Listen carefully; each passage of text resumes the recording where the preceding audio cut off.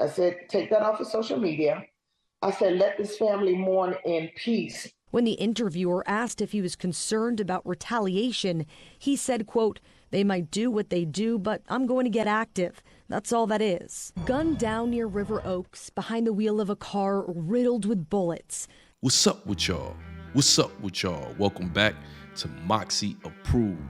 Man, since BTB Savage's untimely passing, he has made national news from being deleted hours after an Instagram post and DJ Vlad interview was released. The man gunned down in River Oaks last night has now been identified. Daryl Gentry was killed in a hail of gunfire on a mid-lane near San Felipe. The victim is a rapper who goes by BTB Savage. Gunned down near River Oaks, behind the wheel of a car riddled with bullets.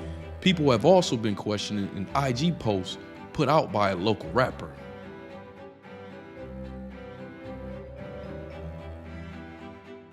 With rumors circulating that the killers made off with cash and jewelry from BTB's apartment, but none of that has been confirmed yet. A good amount of people have been pointing fingers at DJ Vlad from the topics and questions he asked. Number one, I'm glad you're safe. You had a very, very traumatic situation that recently happened. So I want to go ahead and get into it. Earlier this week, the rapper did an interview with Vlad TV describing how he fought off the would-be robber. So then a dude, I guess the older dude, I ain't really know him like that. I don't know them like that. I didn't know him at all. So whenever he was talking to me, the dude I'm talking to for the feature or whatever, he talking to his uncle, like he like, oh, I ain't got this, I ain't got that. So his uncle say, go to the car and get more, like get the rest of the equipment or whatever.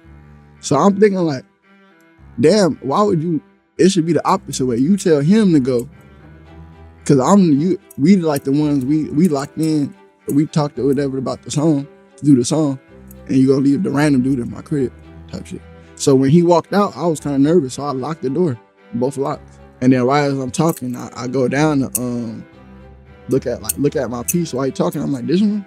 I'm like, yeah, this one. While I'm looking down like that, that's when he upped the pole on me. And he like, oh yeah, run that. And he had a distance though. And I'm like, man, you got me fucked up. I ain't running shit. And he was like, shit, if you don't run that, I'm gonna blow you.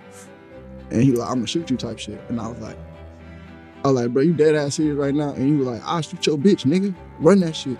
So while I'm sitting there, I'm talking to him or whatever.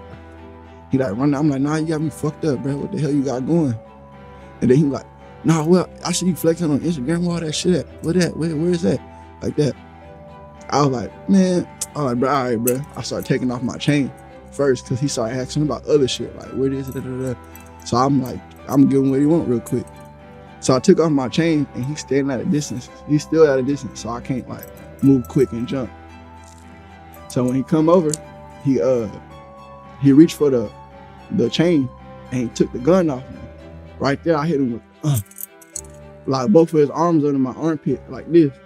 And I like lean back like all the way back so his elbows lock up like that. So I'm like, bro, what the fuck you doing? My kid in that back room, fam, you tripping.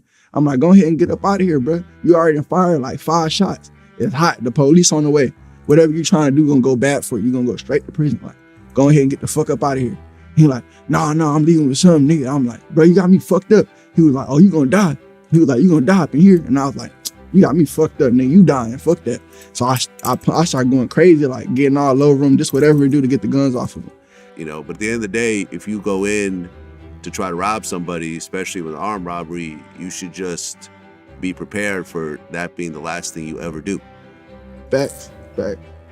Yeah. Cause I ain't gonna lie, that shit gave me bad PTSD for sure. Like I'm sure, but also overly PTSD. I don't even like random motherfuckers coming around me. Type shit. Yeah, I mean, but ultimately it was self-defense, and ultimately, you know, the police saw it as the same way. And if you try to rob somebody, you should be prepared that that person is gonna try to kill you. Yeah. I ain't gonna lie, it ain't that bad. Like, I went to sleep good as hell the next day. I was happy as hell too. I'm like, ooh. I mean, I ain't tripping, the arm fucked up or whatever, but I ain't dead. Yeah. Despite reports, there's been no response from DJ Vlad yet. At some point, they approached him in the 2100 block here and began shooting. I don't know if they cut him out, boxed him in or whatever, but that's part of the investigation. The victim's white Mercedes was riddled with bullet holes. Nothing was stolen. This seemed personal, according to police. But today, BTB Savage's mom went on and spoke on the passing of her son.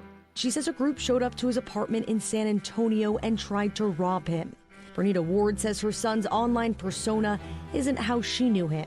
I'm not one of those parents who try to cover up, whatever their children's lifestyle is. For those vaguely aware of BTB Savage, we found out a lot of things, like he served time in the military. To her, he was just Darrell Gentry, his legal name.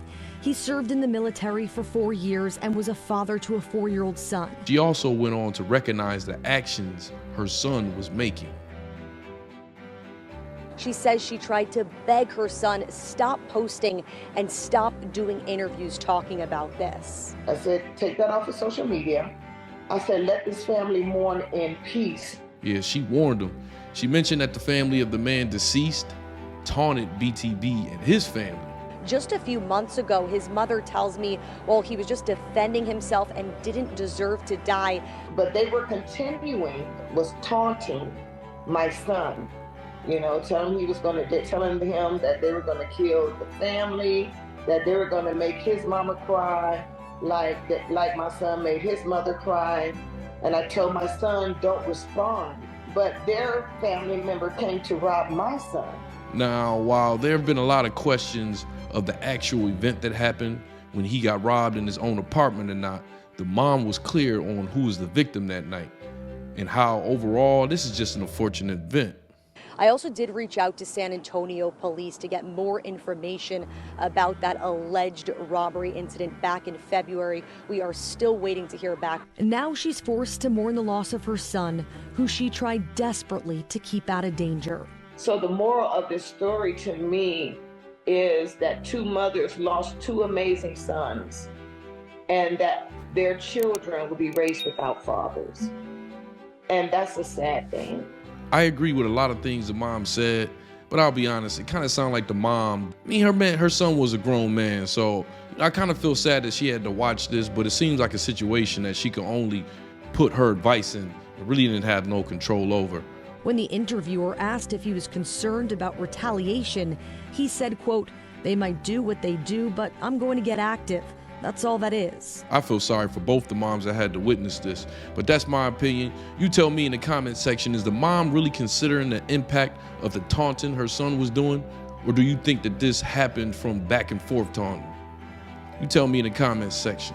Moxy out.